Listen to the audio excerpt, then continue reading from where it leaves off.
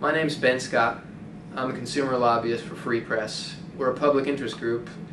We advocate on issues from broadcasting to broadband in the U.S. Congress and at the Federal Communications Commission.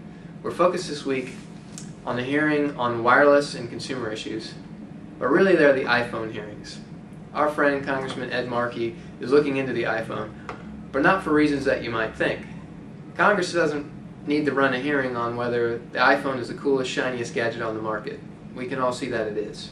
The reason why they're having a hearing is because the iPhone is the first device of its kind to provide an easy-to-use multimedia platform and a mobile device. Audio, video, telephony, all in your handheld. It's going to set the mold. This device and how it's treated by the Congress and the regulators in Washington is going to determine how we access the internet from now on with every device that follows in the iPhone's footsteps. Why is that important? What are the issues Congress is really driving at? Well, there are three big ones. The first one is money. AT&T has a lock on the iPhone. They're the only network that offers the iPhone. So if you stood in line for 10 hours and you're a Verizon subscriber and you didn't realize you couldn't get the iPhone, you're going to walk away disappointed. And let's say you wanted to try it anyway. That means a $200 early termination fee to Verizon for you and everybody on the plan in your family, and then you get the privilege of dropping $600 on an iPhone and paying AT&T to set you up with another 2-year contract which carries its own early termination fee. That's a closed system. That is the nature of the wireless networks today. So why is it that AT&T has an exclusive deal with the iPhone? Would consumers stand with that in any other place? I doubt it. Imagine if Comcast told you you can't have a Sony flat screen TV because DirecTV has an exclusive deal with Sony and you can only have a flat screen from Sony if you're a DirecTV subscriber. No consumer would stand for that. We shouldn't stand for it here with the iPhone either. We should liberate the iPhone and make it a consumer choice from any network. That's one of the issues Congress will look into. The second issue is about an open internet. The iPhone, being the bleeding edge of new technology, is really going to set the stage for whether or not we have an open, neutral network in wireless access to the internet. So we fought the net neutrality battle in the Congress last year.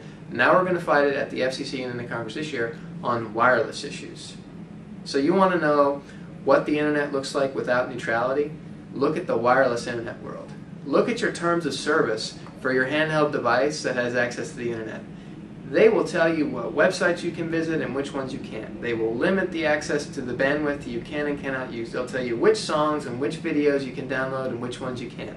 They won't let you use Skype. Some of them even cripple the Wi-Fi feature in your phone. They take perfectly good electronics, like in the Nokia phones that are marketed in Europe and Asia, and they've crippled that device so you can't use it with your Wi-Fi access point at home. That's a closed system. That's a closed network. That's what the internet looks like in the hands of private providers who would just as soon be gatekeepers as let you have access to an open network. So you see, the iPhone hearings matter for two big reasons. It's money in your wallet and it's the future of the open internet. Now let me conclude with this. It's time for us all to get involved in this. You can go to savetheinternet.com/airwaves and participate in a very important decision that's about to be made at the Federal Communications Commission. It's no accident that our friend Ed Markey is holding this hearing in Congress this week.